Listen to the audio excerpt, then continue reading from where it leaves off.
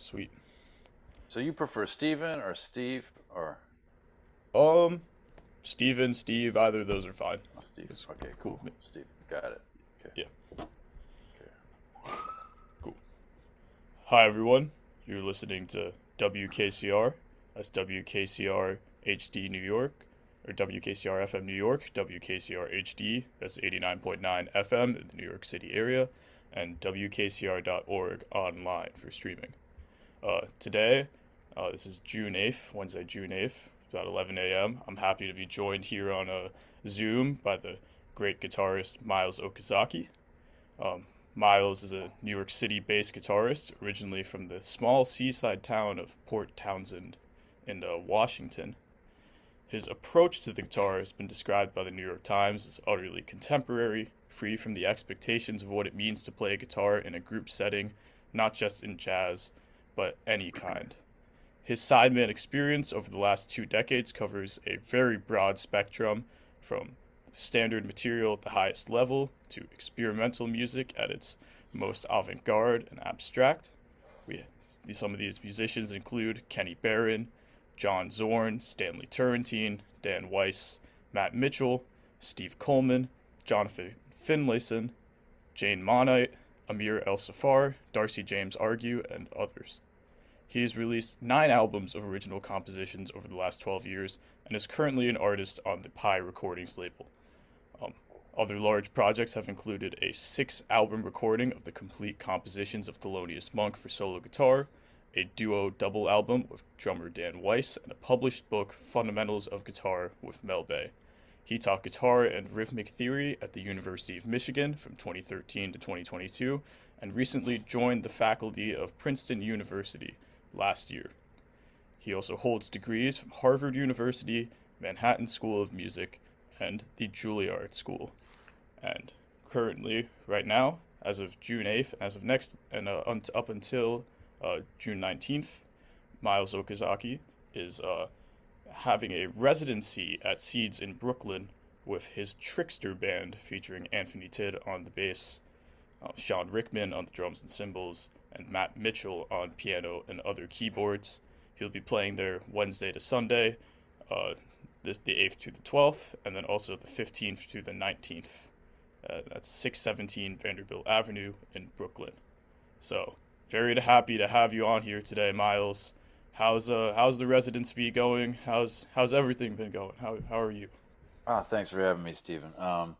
Yeah, the residency. Well, this is a 3-week residency, and we finished the first week. It was great. We're trying.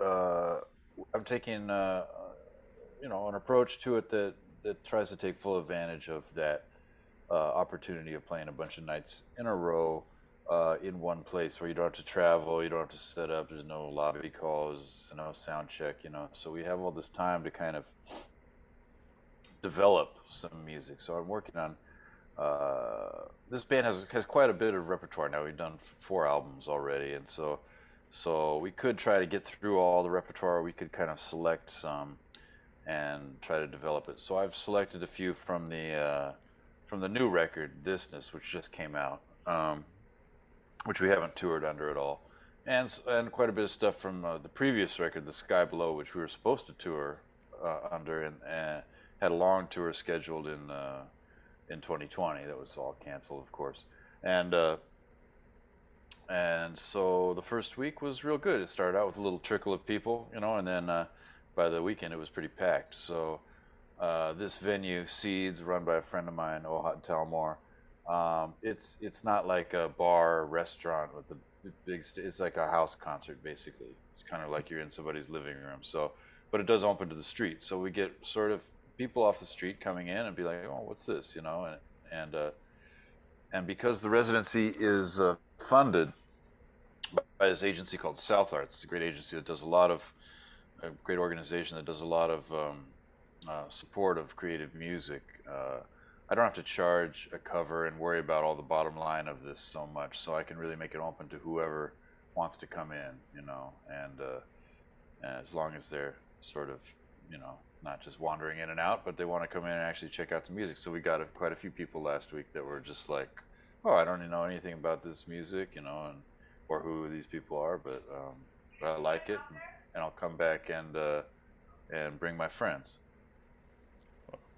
Well, that's very cool. I mean, you don't hear about a lot of residencies of that type in this day and age as much anymore. I mean, I know you did a few with Steve Coleman and the Five Elements band. I remember hearing about some of those in the last few years, but other than that, it's very rare to have this kind of really open to the public type of residency. And I was wondering, how's the energy in the room different? How does it feel playing to a crowd that's more of these people who might not be as familiar with your music, people who might not be familiar with jazz or improvised music as much versus playing to a crowd of, a lot of insiders or students or that kind of population, other musicians. Is there a different type of energy you get when you're playing for this kind of group?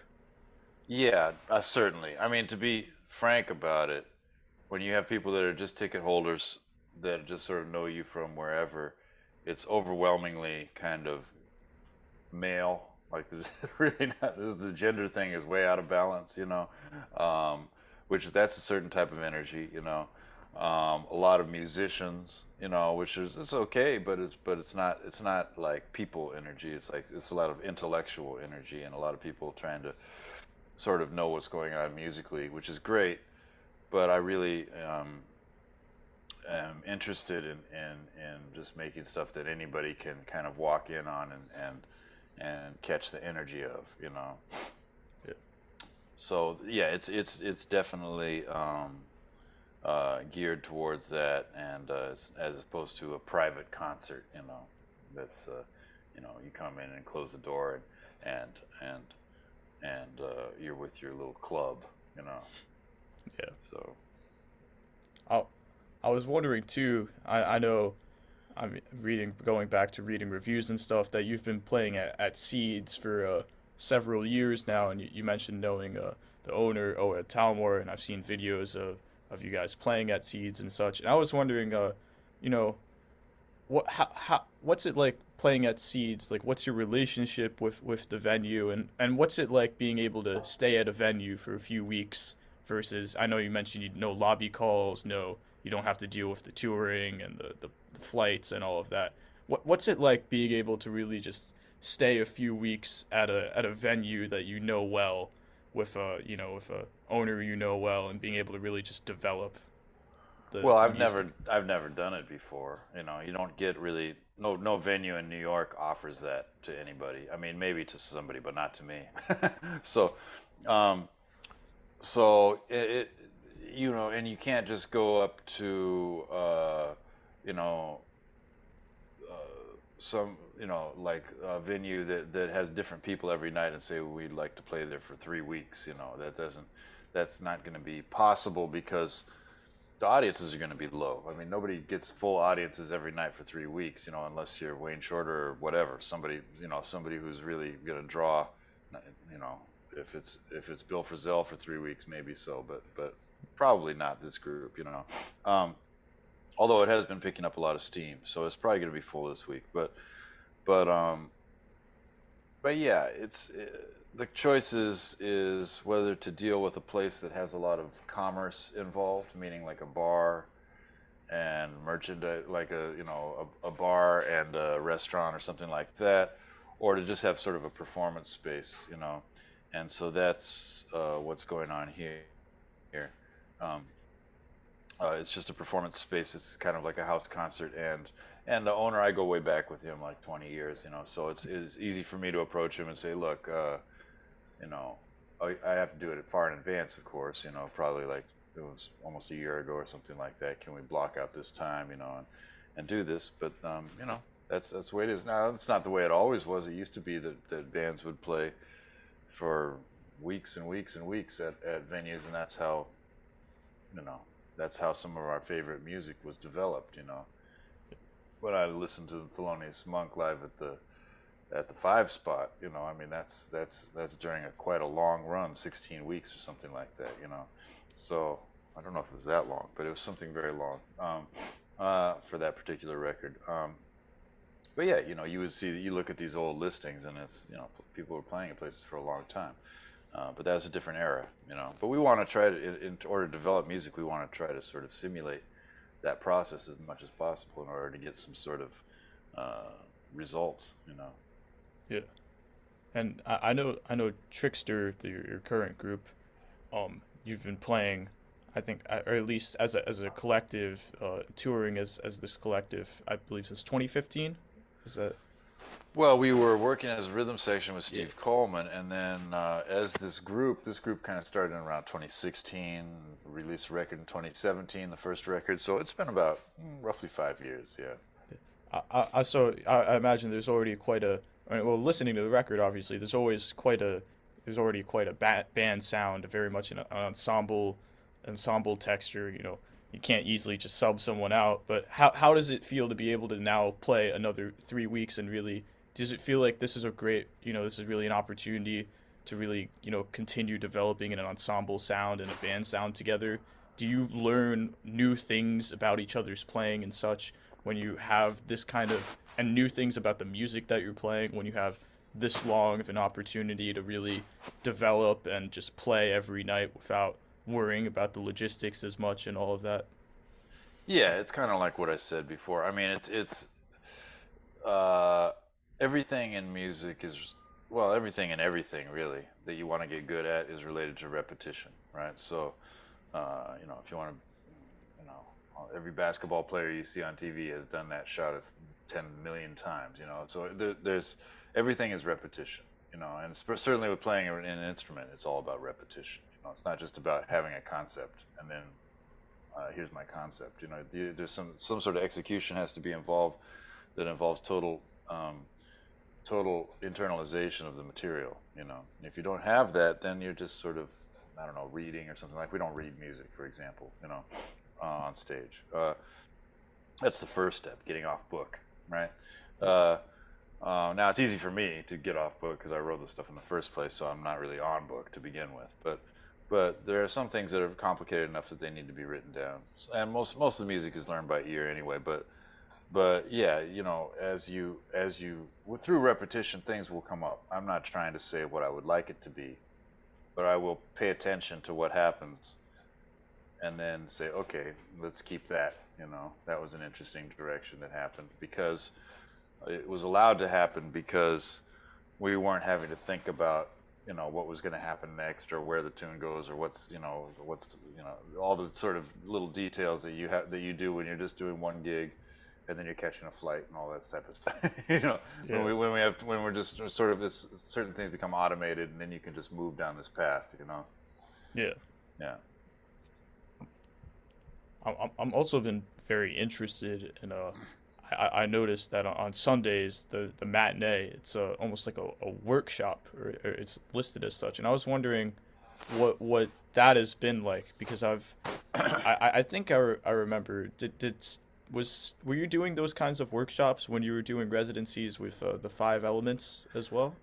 Sure, and I've done workshops with. I mean, a lot of times workshops are mixed into tours, right? So you have a day off and you're in, you know, Amsterdam or something, and you call up who you know around there and try to do a workshop. And now in the last 10 years or so, I've done quite a bit of teaching. So I have kind of material for teaching or ways of doing it that sort of work. I wasn't so good at it in the beginning, but I've done a lot of it now. So the workshop last Sunday was fun. We had a half a dozen musicians that were there and wanted to, and some other people just hanging out. It's kind of open again to the public, but um, some people who wanted to know how some of the songs were put together. And I don't really like to sit there and explain, well, this is in, this meter and then you put it on top of this, but we'll sit there and they'll just play along, or they'll sit at the drums and try to play with us, you know, Yeah.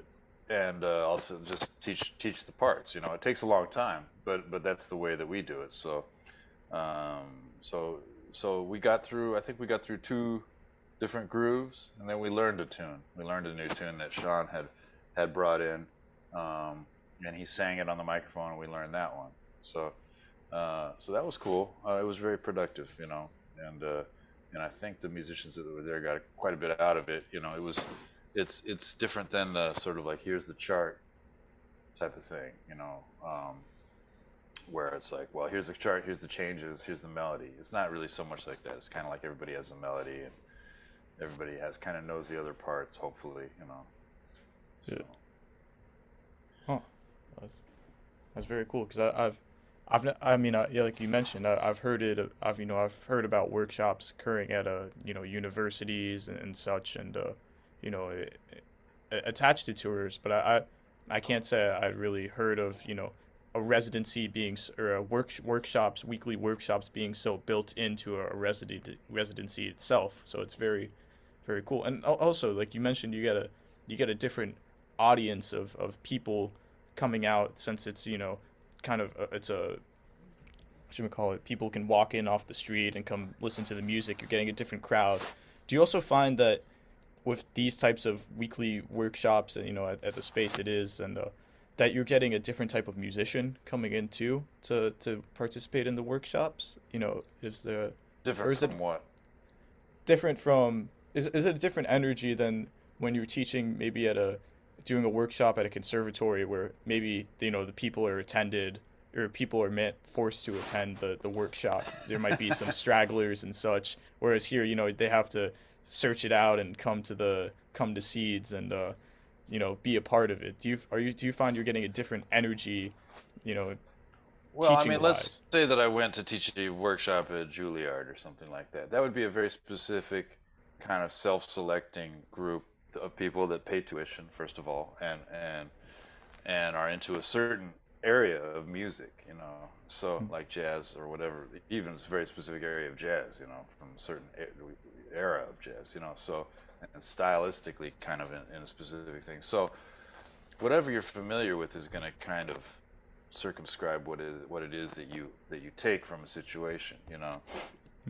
You can only kind of hear what it is that connects to what you already know, you know. So um, and and part of the thing about education now is that there's a certain you know strata of people that are involved in it. You know, economic and racial things are really a problem in my opinion. You know, in terms of like, what is this education thing becoming for musicians? You know, is it only rich kids that can afford it? You know, and I mean, how much does the new school cost now? You know, so this thing is just open, you know, there's no cost.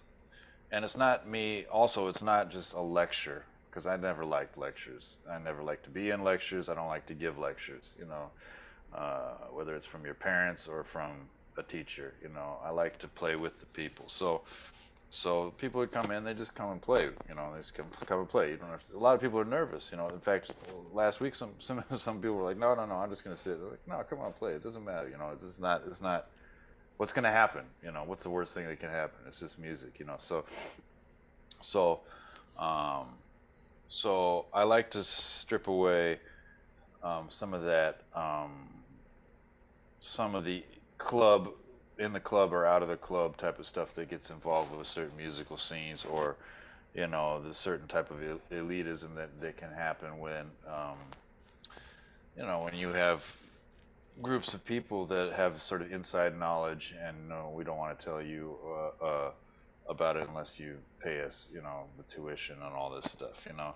So that's not to say nothing should be, that everything should be available to everybody. I kind of think that there should be some information that you keep to yourself as well. Some stuff you've worked very hard to obtain, and that's passed down in a way from teacher to student. That stuff I don't put out there publicly, you know. But in terms of my own things, how they're made or whatever, it's not such a big deal to me, you know. Yeah. You know. Hmm. Yeah. Along this theme of developing the music, developing the ensemble, developing the band sound, I wanted to ask. I know you mentioned that you and Anthony Tidd and Sean Rickman go back over a decade playing as the rhythm section, and this Steve Coleman, his Five Elements band. But I was just wondering, kind of how did Trickster come about, and your relationship with the with Anthony and Sean and with Matt Mitchell. I was just, when did you first play with these musicians? when did you first really realize that you all really struck a had a rapport with each other and really struck a groove together? And Well, I saw Sean and Anthony back in the late '90s. Playing with Steve in various gigs. I would check them out, and I had those records. There was some records called like Genesis, Opening the Way, Sonic Language of Myth, and stuff that they were on. Those were really formative records for me in terms of that type of rhythmic feel, and that type of concept of sort of, I don't know.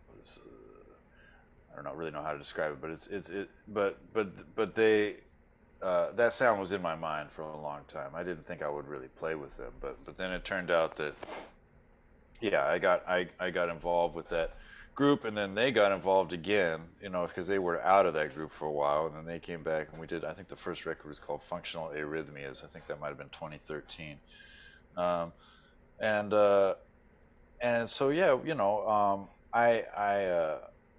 um, I guess I felt a certain. I had kind of internalized a certain feel from just listening to them on the records. So it's kind of to hear myself playing with them was kind of actually pretty weird. But but then then it's sort of a period of time of like, well, I'm trying to sort of fit into that to the point where I can sort of take the lead and say I want it to go this way. And that's sort of what this group is about. There's some things that are very influenced by uh, Steve's concepts, and by and other um, ways of playing from that era, especially the ways of putting together tunes and grooves and drum parts and layering and cueing and things like that. That whole way of playing comes from that group. But I would say that my material is somewhat different. It's sort of more like I don't know. I can't really describe it, but it's just a different take on it that has to do a lot more with the guitar for one thing. And also with the piano, it's a little different approach to the piano. And the original pianist was Craig Taborn, and he did the first record, and then Matt Mitchell came in. Uh, um, Matt and I go back another 10, 15 years, something like that, and it's just become what it is, through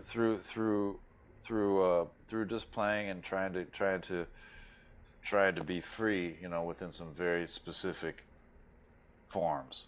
That's kind of the idea of this band.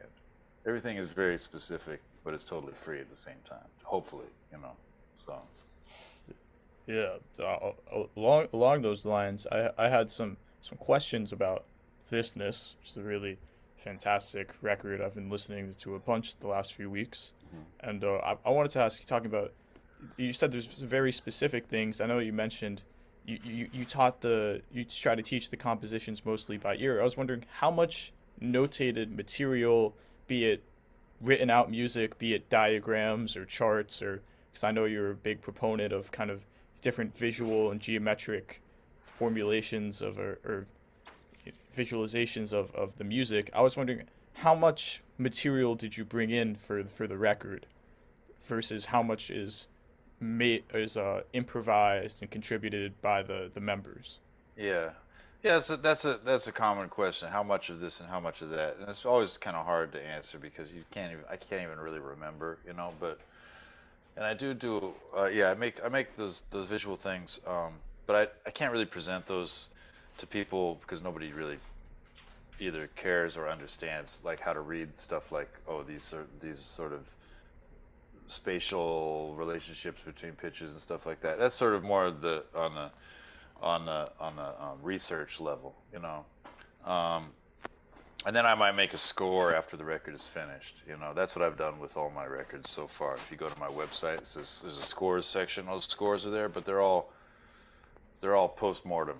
They're all done after the fact so that they match the record. Because a lot of the music wasn't written to begin with. So, but if you want to read along, you can, see. It's more like a transcription, really.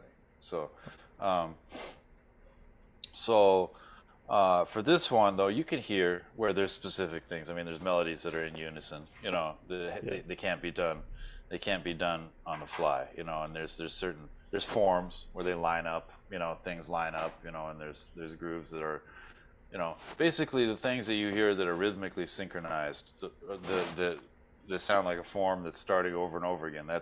Those things are written, Yeah.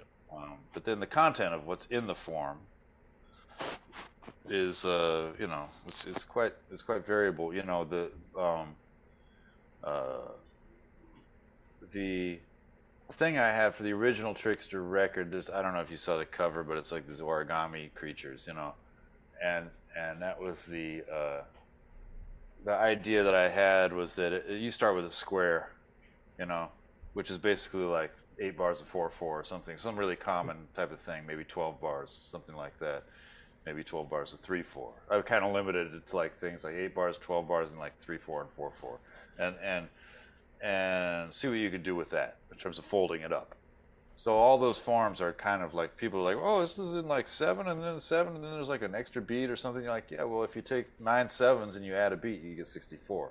So I mean, you could do it like that, and that would just make 8 bars. So and a lot of, I mean, that's been done a million times in different ways. It's been done all the way back to ancient music from India and stuff like that. Do those type of similar calculations, or Meshuggah or some kind of group like that. But this is kind of my version of that. You know. Yeah. Folding forms. Yeah. That's very interesting. And I was wondering too. Then, how much, how much? I mean, obviously, you've been playing as a group for a few years, so you're familiar with one another and each other's sounds and each other's, concepts. I imagine you have, you know, quick ways to explain things to one another, and you're all obviously, I'm a, the highest level musician, very very fast learners and such. So, how much rehearsing or how much playing went into the recording of this record? I know it was recorded March 2021, so there wasn't really much opportunity for public performance to precede it in the same way that you might play a week before a recording date. When the venues were open or Mm-hmm. they're open again. But so was there much rehearsal ahead of this record? Was it just a talk down and then a few days tracking? How did it go? Yeah, we got together at my place and we ordered Thai food and and kind of talked through things and ran through a couple of the more sort of complex things, but it was basically not rehearsed. I mean, not in the way that you would really want to rehearse if you really wanted to have everything planned out ahead of time. And I didn't want to have it planned out ahead of time. I just wanted things to be correct. There are sort of like need to be tight, in the recording. But there are not too many of those things.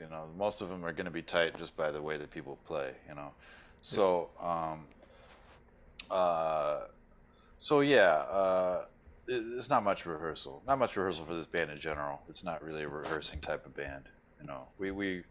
We will get something and then we'll add stuff, you know, and we'll take things away, you know, and that's kind of how the record was made. yeah. Do you feel like that's a very important part of the group sound is kind of being ready, but not necessarily being totally prepared. I know you have a great quote by Suzanne Césaire in the liner notes to this, and it's talking about kind of being in this this kind of fragile place where there's lots of possibilities and being on the borderlands of you know what you're capable of and what you're aware of while you're playing. And is that a big part of the sound of Trickster, is being in this fringe space? Yeah, well, I wouldn't say to not be prepared. I'd say part of being ready is being prepared. Mm, And being prepared means knowing how to play your instrument and knowing how to yeah, hear things and all that stuff. All the things that are involved with musicianship. To me, that's all about preparation. yeah, And um, you know, uh, so what is that place? That place where these things can happen is where your preparation is then called to action for something that's unexpected. mm, And and hopefully your preparation will not fail you. You know, and then hopefully you will be ready because you're paying attention. yeah, Okay, so you know, um, if you haven't prepared, meaning you didn't practice, or or your musicianship has holes in it, and if you're not paying attention, meaning you're checking your Instagram feed or something like that, this is it's not going to work.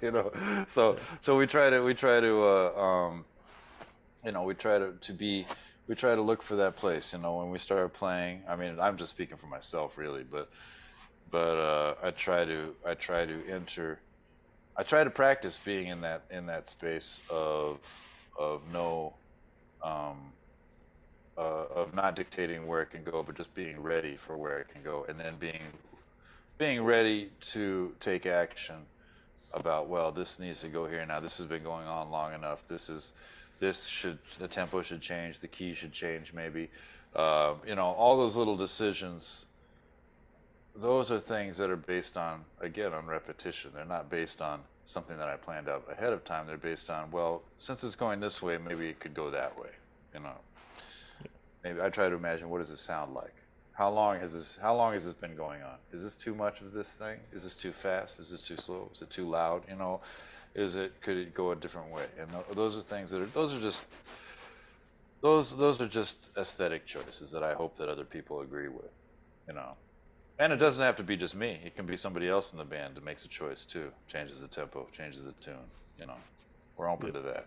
So, yeah. And in that vein, what was the we talked a little bit about the preparation process for the record. What was the tracking process like? Were you all set up in an open room together? Were you when booths with headphones? Were they first takes? Was it a long continuous thing that was cut up? Kind of how did you try to capture this kind of this prepared, this ready but spontaneous and multi-directional feeling in the recording studio? Well, for this record, there's some things that I'll yeah. Well, first of all, everything is isolated. It had to be for this because I'm overdubbing stuff, and Mm.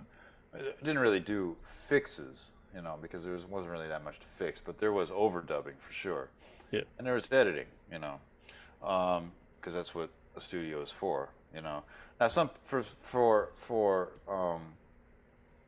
in say a traditional jazz record, the studio is just basically capturing a performance, you know. Yeah. And so the more authentic the record is the more sort of unedited and just raw um, data from that performance. It's just there. It's just, well, it's like you want to make it like you were in the room and you're listening to these people playing, which is cool. That's kind of like how the first Trickster record was. It was like that. This one's not like that. This one uses the studio quite a bit. And that's all I can tell you. The rest is a secret. Because there's things you're gonna hear things in there about. You're gonna hear things change and be like, well, how did it change exactly? Wait, one thing changed before the other. So Yeah. these edit points aren't like all the instruments we're editing are changing at the same time. You know, that's the main thing. I want to have something that I was imagining as like dovetail. Yeah. You know what a dovetail joint is? It's like Yeah. a thing like this, as opposed to just a like where one part extends over the thing and another part is like a groove and tongue and groove and type of thing like that.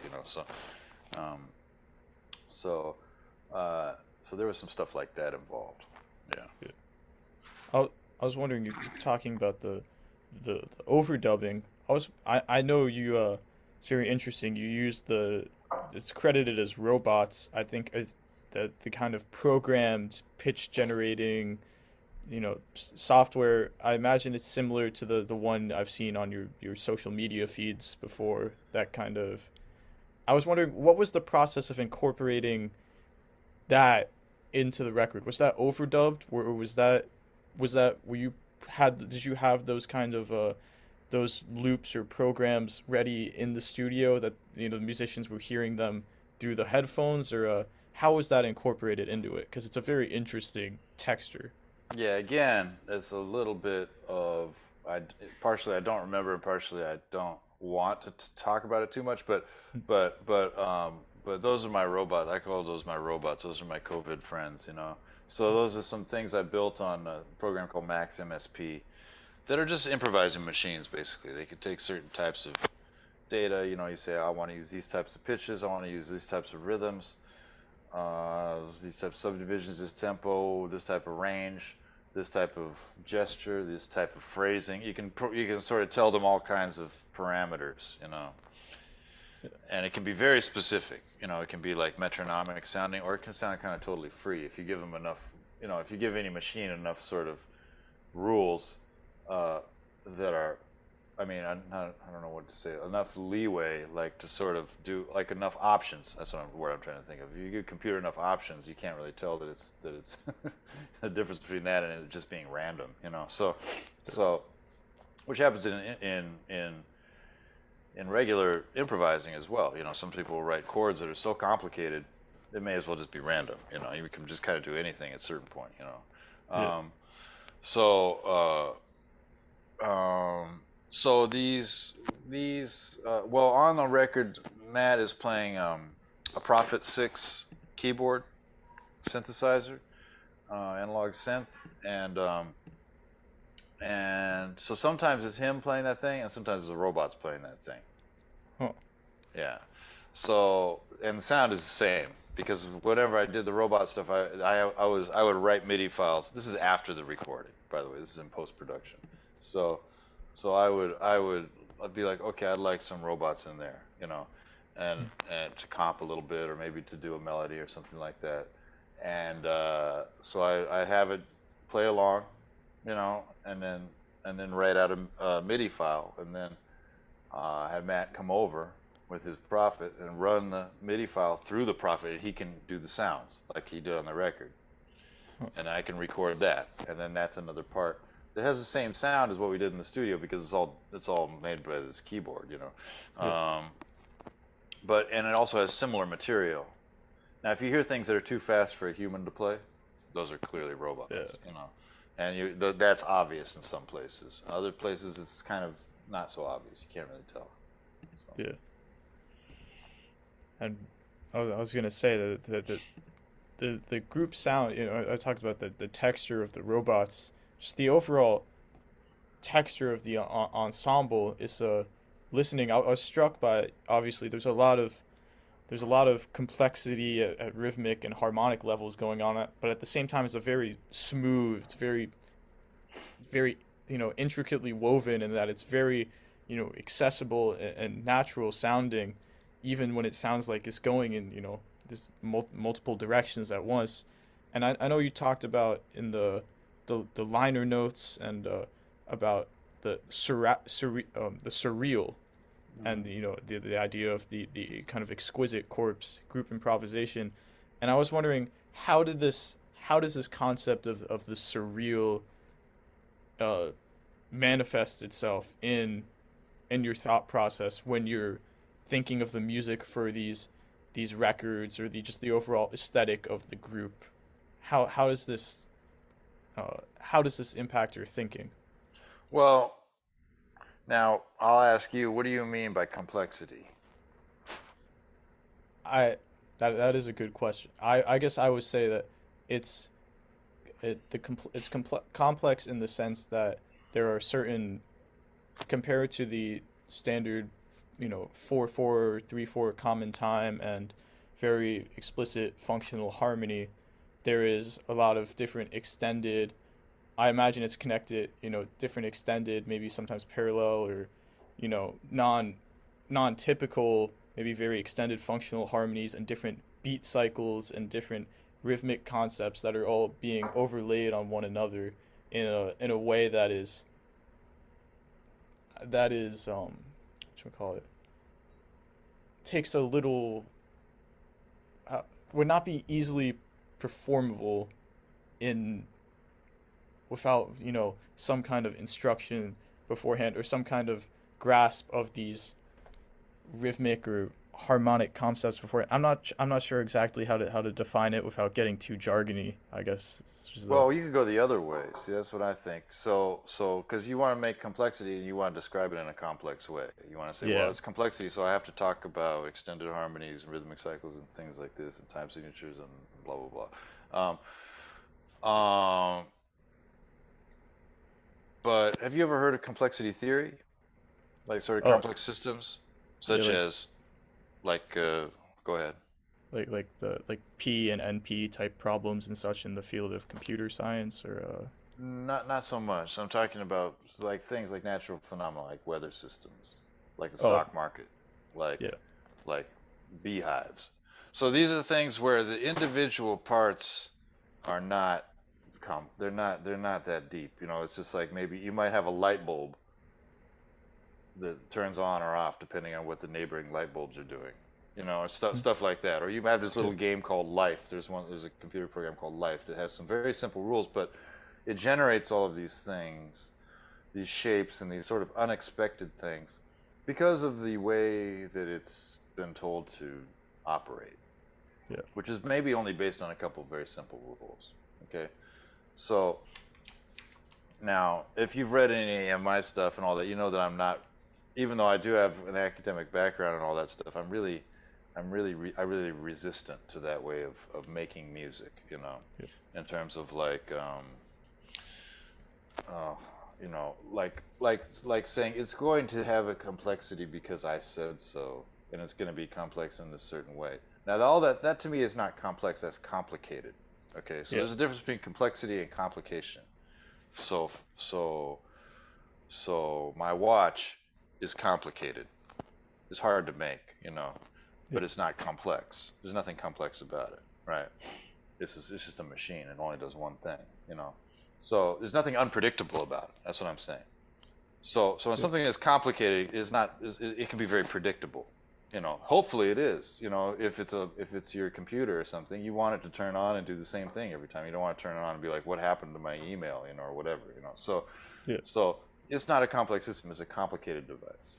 A complex system is something, can be something where it has individual parts that are just doing what they do, and then the way that they interact and the way that they build things and are dependent upon each other and are adaptable, and are diverse enough so that they come up with new things, and are able to change direction. Uh, that can bring about unexpected results that are impossible to determine from the initial conditions, if you know what mm, I mean. yeah, The initial conditions being, here's my chart, follow the chart, something like that. So if I mhm, don't have here's my chart, if I just say, well, here's this thing, and you're going to do this, and then you're going to react and do what you do, which I totally can't predict because I can't predict what other people do, you know, then yeah, hopefully it will lead to something that to you may sound complex, but actually it's not. I mean, it's not complicated, but it is complex because humans made it and they made choices. If you don't allow the humans to make choices, then all you get is complications, you know. yeah, So regarding the surrealist thing, the Exquisite Corpse was a parlor game, where if one person draws and then a picture, and then they fold it over, but they let a little of the picture sort of hang over the fold, and then the next person continues it, from that little clue, and and and draws some more, and they do the same thing, and then they pass it around, and then they unfold it and see what they made, some sort of crazy, scene, um, and what that had to do with was more about the way that these pieces in this record are put together, not so much the way that one person is interacting to another, because we can hear everything, you know. yeah, Our headphone mixes include everyone, So, yeah, so, so I'm not telling them we're going to do this Exquisite Corpse in studio, but mhm, I'm saying we're gonna make these drawings, and then we're gonna put it together in such a way that it makes some juxtapositions that you wouldn't expect, you know. yeah. So, And continuing on the idea of the surreal and of kind of things that are complex but not complicated. Maybe I could say deceptively simple or mm. deceptively complex.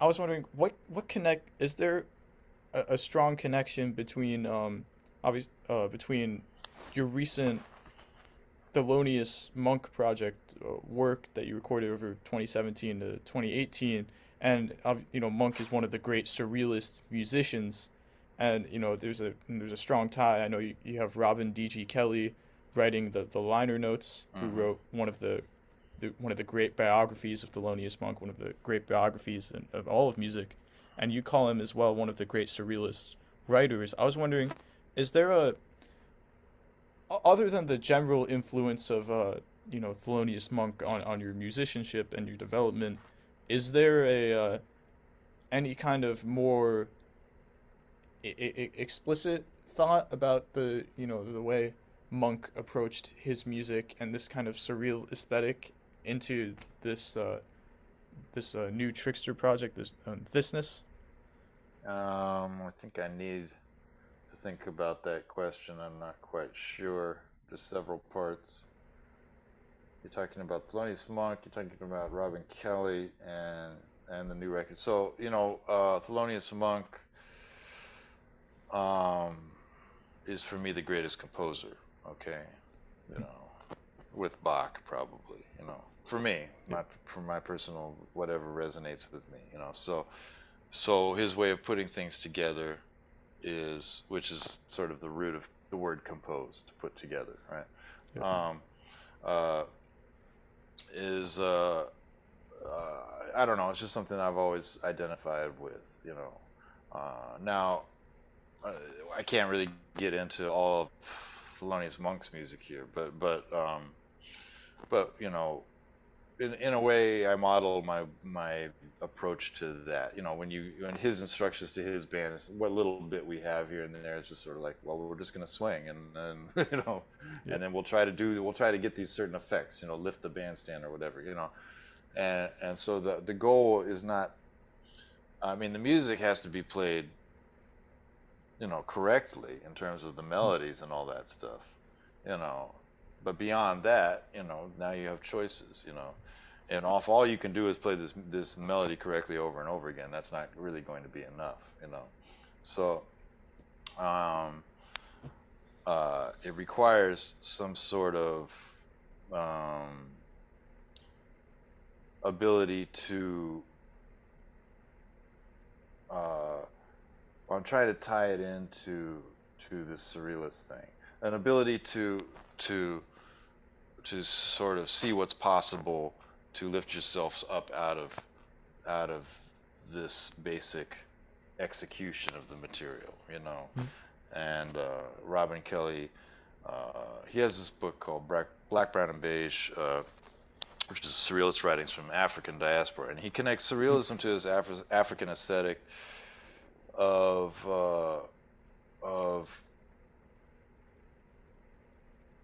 being flexible, having a life that is, where nothing can really be, the situation of African Americans in the United States, uh, I mean, things can be taken away from you, things can be, things are not stable, they don't make sense. Racism doesn't make sense, you know, it's absurd on the face of it, you know, so, so what kind of art can you make that kind of addresses that? It's an absurd notion, the idea that that the skin color is a thing. That doesn't even and that it is actually dictating like the entire structure of society. So so there's an element of that in Monk's music and in all of this music that's called jazz. And that you can respond to that with a kind of high art.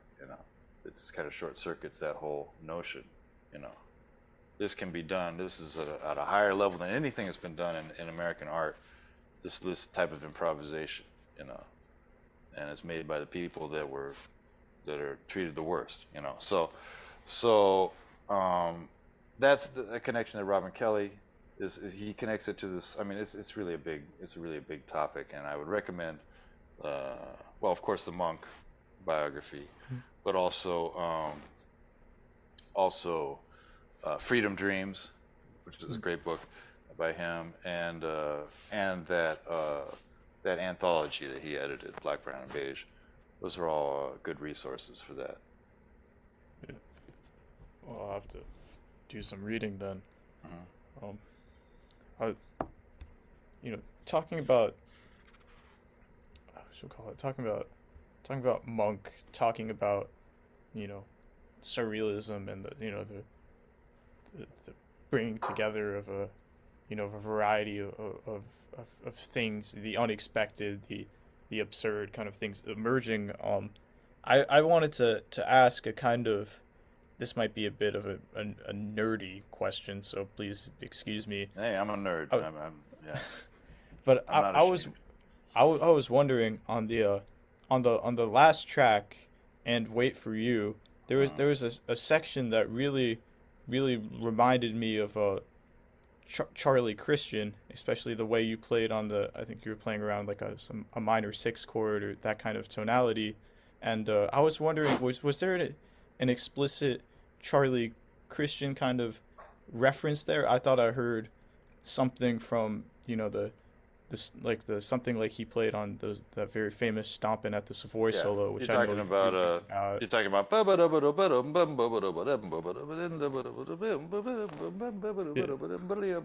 Yeah, that's the bridge of Stomping at the Savoy, the first chorus from the 1940 uh, live at Minton's. Yeah, and that's the solo that most guitar players know. I mean, I guess maybe I don't even know if most guitar players know, but most guitar players that I studied with, or people of my generation, I guess. I don't know. Are you a guitar player? oh yeah. You, So so did you learn that solo at some point? I've learned parts of it. I can sing it, but I need to sit down and really learn the whole But thing on the but instrument. but yeah. So Yeah. so basically, well, actually, right before that recording, I got a hold of an ES-150 from 1940. I Mm. found it online and purchased it. It's sort of a guitar I've been wanting for forever, and it came with the EH-150 amp. You know, those they cost $150. That's why it's called that in Yeah. 1940. It costs a lot more now, but Yeah. so the ES-150 and the case for it, and the EH-150, which is this little amp with these giant tubes in it, um, is pretty cool instrument. Very old-fashioned sounding, but it has the same type of pickup as Charlie Christian pickup. Sorry to get into the weeds. This is going to bore some people, but whatever. It has the same type of pickup as single coil bar pickup that was used. That was like the first of its kind, basically, for Gibson, Yeah. and started the whole electric guitar thing, Yeah.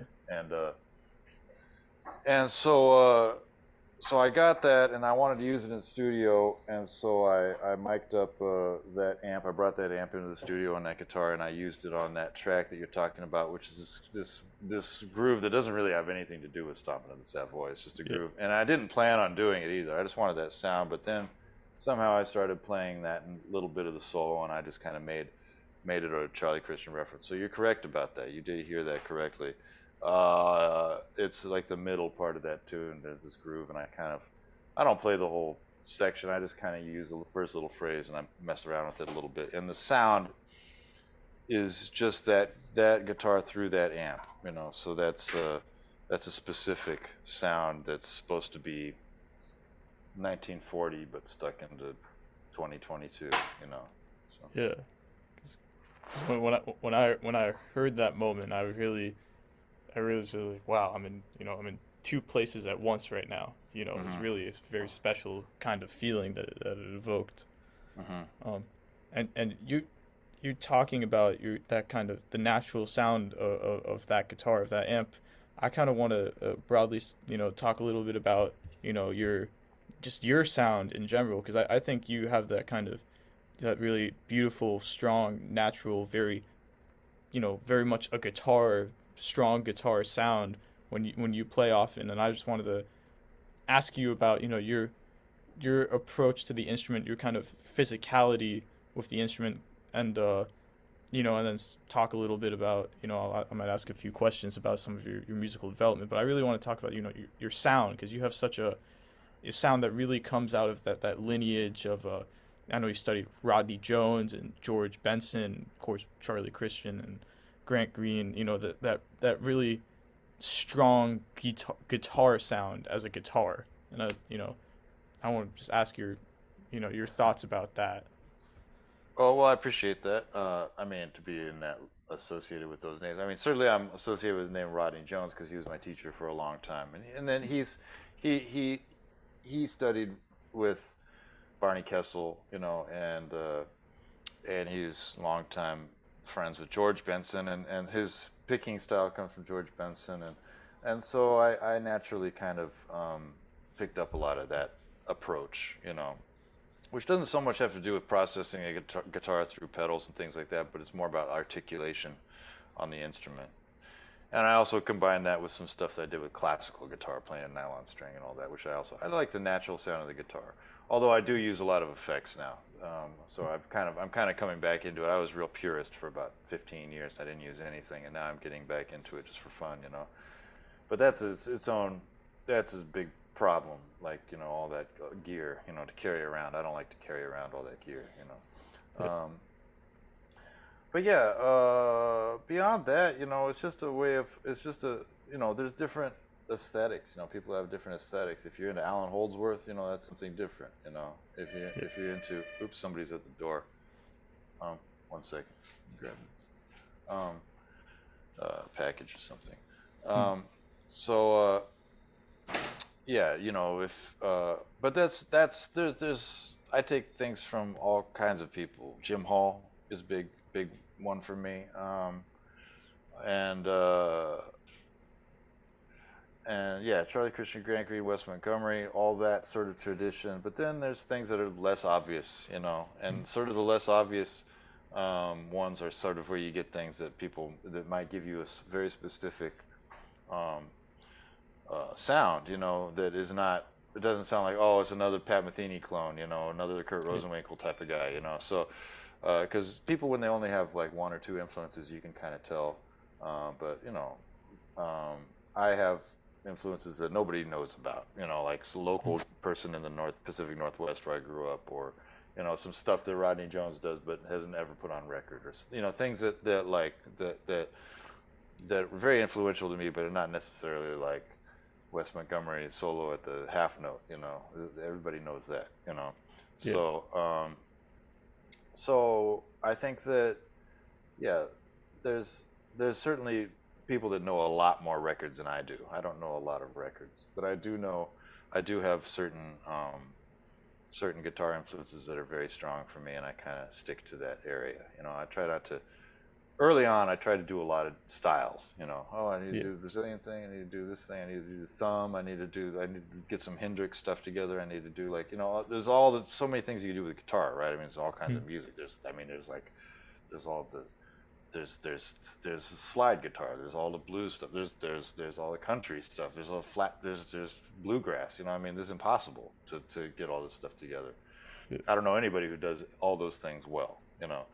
So at a certain point, it's like, well, let's pick a lane. So it's kind of where I'm at now. Yeah.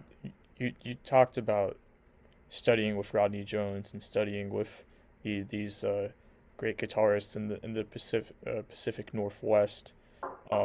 If that's if that's a trade secret, I won't ask you to name names. But I was wondering, I know you talked about in interviews about really when you studied with these people, you really studied for several years with them very intensely. It was very much like a mentorship situation. And you brought a reference to the kind of the classic Indian system of the way the music is transmitted there, through master musicians.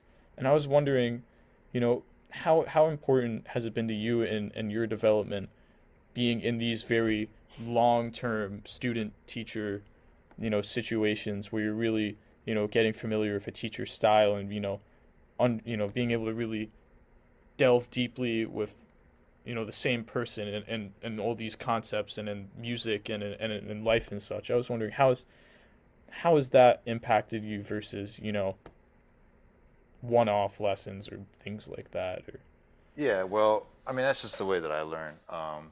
And one-on-one, one-on-one is best for me. I mean, as I said before, I'm not much of a lecturer, kind of kind of doze off in lectures, but one-on-one, you have to pay attention. That's only just one person talking to you.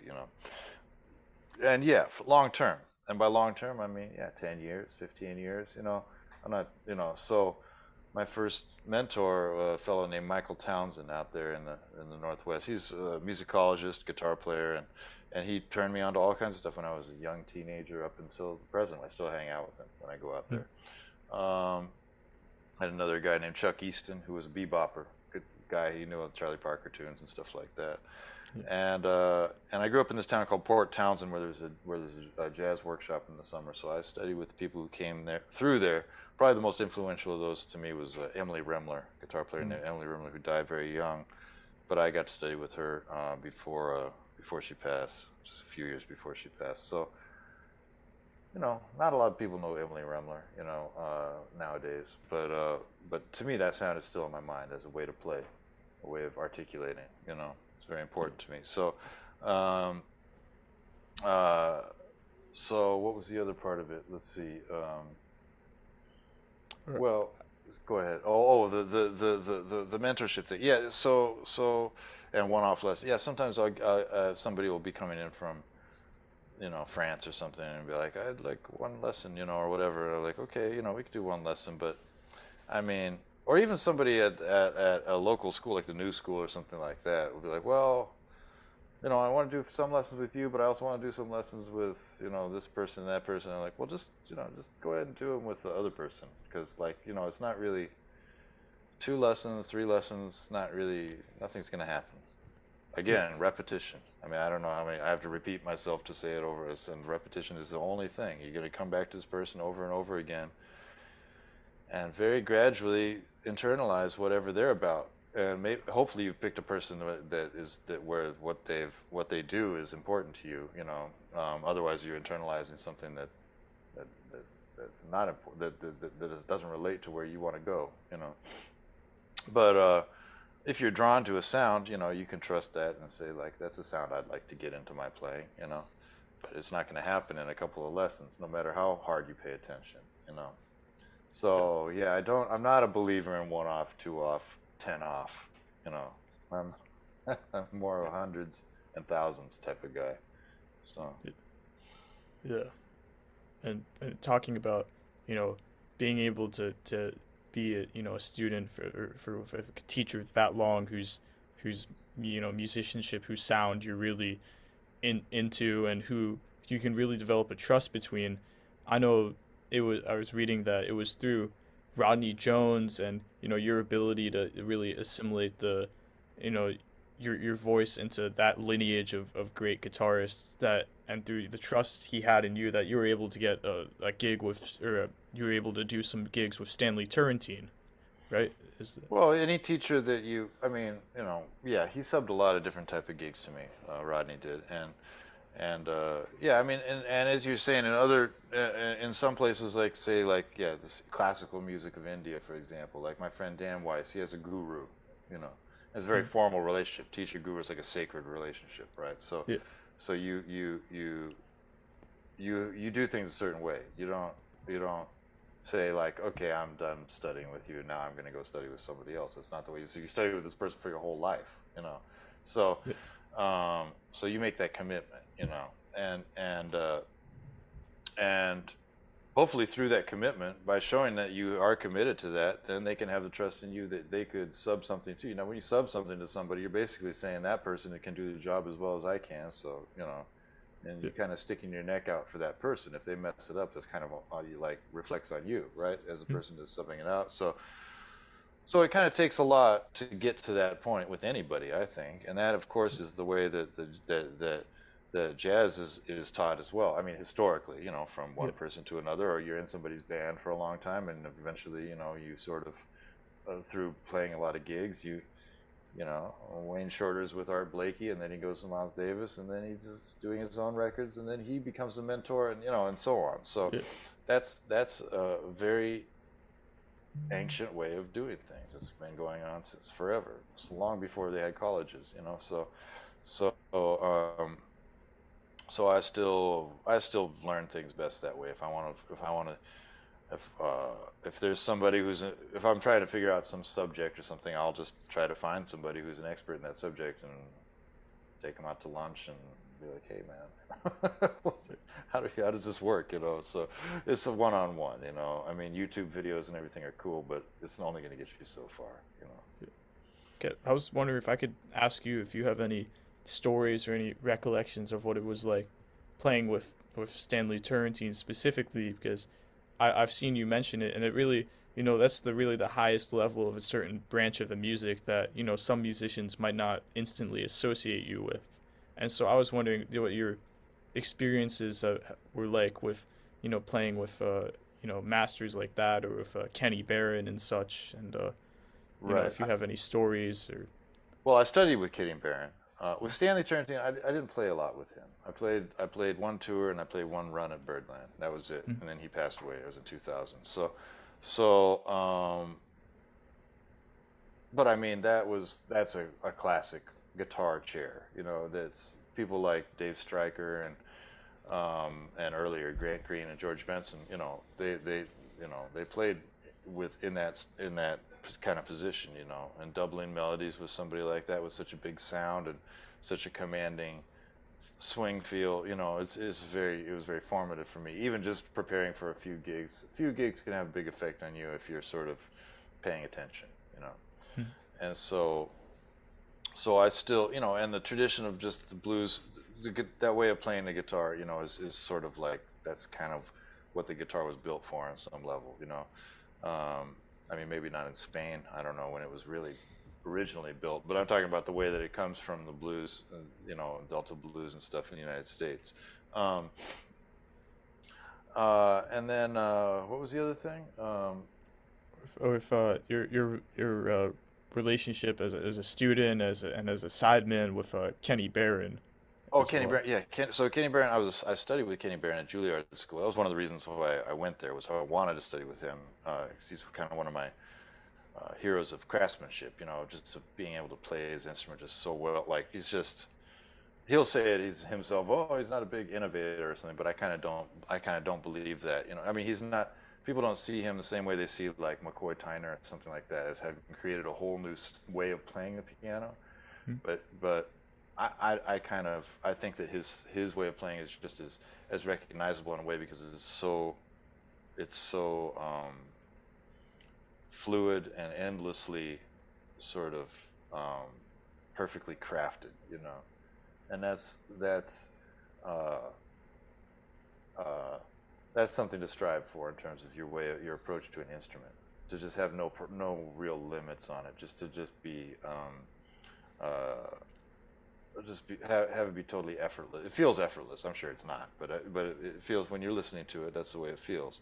Um, and so yeah, I studied with him, and it was the same type of thing. I worked really hard to demonstrate my competence in various areas, and then he hired me for his band, and then we did some things. We did a Thelonious Monk concert a couple of years ago where we did solos and duos, um, and of course, I was working on that Thelonious Monk stuff at the time, so I had a lot of questions to ask him about Monk's music, which he's one of the experts on.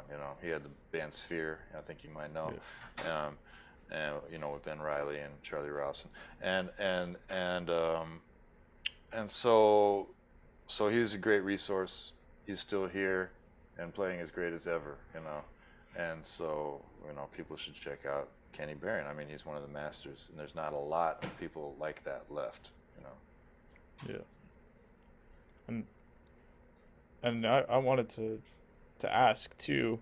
I know I saw a picture in an article somewhere. I know you mentioned that you mentioned in the article or in the interview or in I forget exactly where I saw it, that you only played with him this one time, but you mentioned having an experience in the 90s playing with Steve Lacy, I know you talked about Steve Lacy when you're you know getting when you were discussing your Monk album, but I Hmm. was wondering what was the experience like, sharing the bandstand, even if briefly. I don't know what the context was with Steve Lacy, because that's a very interesting story that I hadn't heard of until I started, doing some research.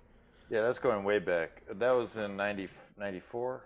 So I was in college, and band director, who was this hip guy named Tom Everett, who's since retired at Harvard. Um, he ran the band there. And by the way, I did Harvard Radio, WHRB. I was a DJ there. Um, so he would bring in these really wild guests, and one of them was Steve Lacy with Roswell Rudd. They hadn't played together in decades or something. I mean, it had been ages since they had played, maybe since the '60s or something. And um, and he brought them in to sort of do a concert with the band, and they, I don't know, commissioned some works or something. But anyway, Steve Lacy was there for a week, and I volunteered to be like the guy to kind of show him around and to his hotel, and he wanted to go to like the hip bookstores and the poetry stores, and so I'd take him around, and then I'd ask him some questions. So what about Thelonious Monk? I was still, I was asking him about that stuff, because I didn't know him that well, but I had his solo Monk records. Yeah. Specifically one called Only Monk, and then one called More Monk, I think is what they're called. And I just thought they were great. I listened to them all the time, So and he wasn't really doing that stuff in this concert. He was doing more sort of. He had these like Zen poems and stuff, and there were some interesting things. I remember he had this one called Moan, which was something from some Chinese poem or something like that. It's very sort of minimalist Zen kind of poem. And it just had these two dyads. It was like a fourth and a third or something like don't ding don't ding don't ding don't ding ding something like that. And I was like playing it, and I was like, I'm gonna start doing, I'm gonna just I can't play this forever. I gotta do some other stuff. He like immediately turned around. He's like, no. You gotta make it happen with those four notes or whatever. Like that's all you get. You can't do other stuff. That's not the tune. I was like, oh, okay, that's interesting. That's the way Monk's music is, kind of, in a way. It's like, well, look, don't just do anything. I mean, the thing, there's choices made in order to make that composition. So in a way, just doing whatever on it is kind of disrespecting the composition. So yeah, and I had some interesting talks with him, and Roswell Rudd too. Roswell Rudd wanted me to look up books by Hans Kaiser in the library, which I tried to find. I don't know if you know who Hans Kaiser is, but there was one called Acroasis Theory of World Harmonics, that he wanted me to find. I couldn't find it. It wasn't in it wasn't in the Harvard library. It was way too far out for even academia, But actually, I have it now. I have a bunch of books by him now because I later got into those. But he was really interesting, and he had this sort of he had brought in some Herbie Nichols stuff. I hadn't heard of Herbie Nichols before, and so that was pretty cool. But anyway, that was, yeah, you meet these people throughout time, and if you're paying attention, you can learn something. Yeah.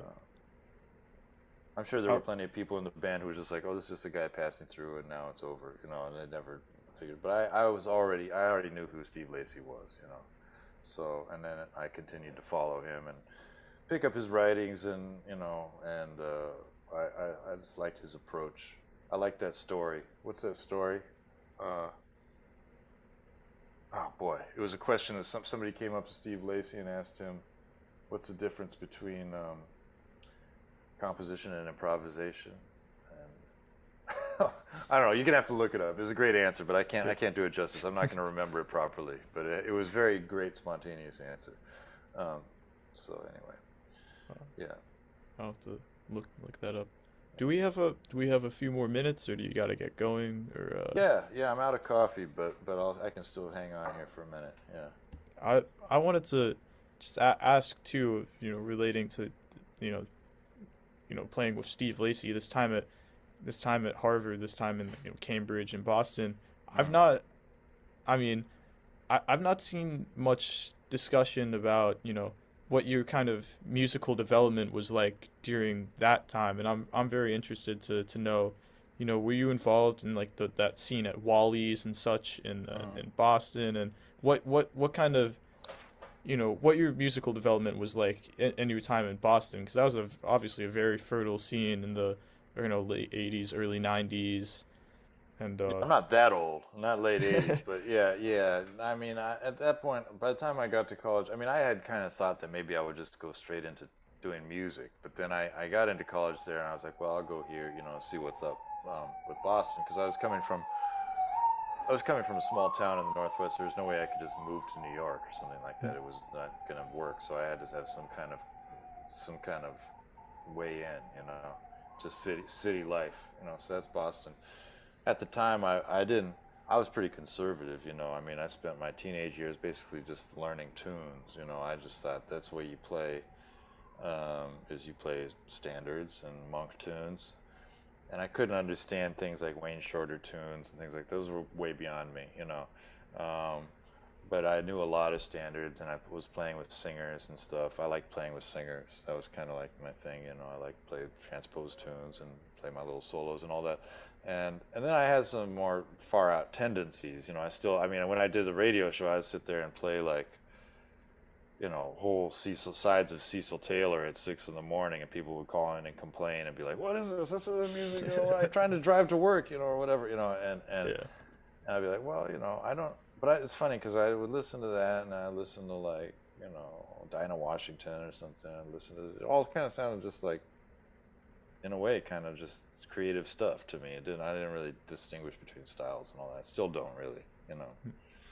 The whole thing of like, well, this is tunes, and now we're playing free, and now we're not, or whatever. I never really saw the difference. But I certainly had wasn't able to hear certain things. Like I remember when I was in high school and I heard like Plug Nickel, like Miles Davis stuff. I was like, well, I don't like this at all. This is terrible. They're not even playing anything. Like I couldn't hear it. I couldn't hear the forms. And then when the actual box set came out, I was in college then. When the box set came out, I think it was '95 or something like that, and I got that, and then it blew my mind, and I was like, oh, wow, this is really a thing. Now I understand when I could hear the whole thing progressing. That's kind of the model that I use for this Trickster thing. Actually, this residency is a Plug Nickel, by the way. But yeah, I would go to Wally's, sure, and I'd go play at Wally's sometimes. Definitely go and sit in. And once in a while I was hired there, but I wasn't totally plugged into the Berkeley scene because I was kind of busy with all my little society gigs that I did, and just schoolwork and stuff like that. I'd go out to what was that place, Somerville or whatever, to see the Fringe. There's a place. Oh God, I can't remember the name of the place now.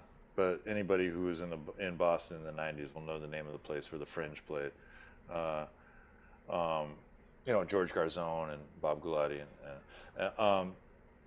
and so we would go out there. I remember John kind of tromping through the snow in the middle of winter to go see those guys. There's a certain vibe, Boston in the winter and all that. But yeah, I was studying music really hard, and then I found a couple more mentors, who would teach me one-on-one. One was Anthony Davis, the great composer. He's in California, but recently I think they're putting on his Malcolm X opera again, but he got a Pulitzer Prize a little while back, and he's been recognized, but he's way ahead of his time. But we didn't study opera and all that. We would just study one composer at a time. We did a semester where we studied like a few people, like we did like Ornette and Mingus, and we did one where we studied Monk. Again, we just studied Monk, and we did one where we studied Bud Powell, and just sort of focused study, with one person. And so he was a mentor of mine at that time. That was kind of outside of, in those days, he was a visiting professor for a few years there, and he was teaching some other stuff. Somehow he made the time to do these private things, I don't know, but which was really nice of him. And it was me and a small group of people who were kind of interested in that type of thing. But it wasn't, I remember we didn't get music credit for it, because in those days the study of jazz was in the African American Studies department. So I have like a bunch of credits in African American Studies, even though that wasn't my major. The music department was more like, scores and Western classical music and stuff like that. Now it's different under Vijay and all that, but he's changed it, which is good. But yeah, it was time to study. Boston is a place where you go to study. I wouldn't go there. It's not a place for me to live really, but like nowadays. But yeah, I mean, there's so much information there, and so many scholars and so many smart people, And in those days, I guess probably still, the whole scene. There's so many music schools at NEC and Berkeley and all that there's just tons of people to play with. Yeah. And so I took advantage of that. I played quite a bit. I was always practicing and stuff, so I never stopped playing. But I was trying to see what I could make out of that academic environment, which didn't amount to much. I didn't. I never really took. I had some ambitions, but I guess I never really liked it. I don't know. You're at Columbia now, right? Yeah. Yeah. Okay. So you know the deal. But maybe you're more ambitious than I was. So, what's your Yeah. study? What's your area of study? Oh, I'm studying computer science right now. Right. Okay. There you go.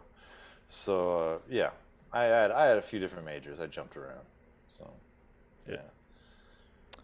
Well, I guess just as a parting question, it was great to hear that. I don't think that's been put on the record before, you talking about those years. So it's very interesting to hear that. And Yeah, I haven't thought about it in a long time actually. Yeah, I kind of forgot. So but yeah. I guess just a parting question before we head out is you talked about the plug nickel band kind of being the the genesis, the or maybe not the genesis, kind of like the you know a strong influence on Trickster, kind of like a certain ideal of playing spontaneously within structure Yeah, it's a that you're kind template. of, yeah, as a Yeah. template.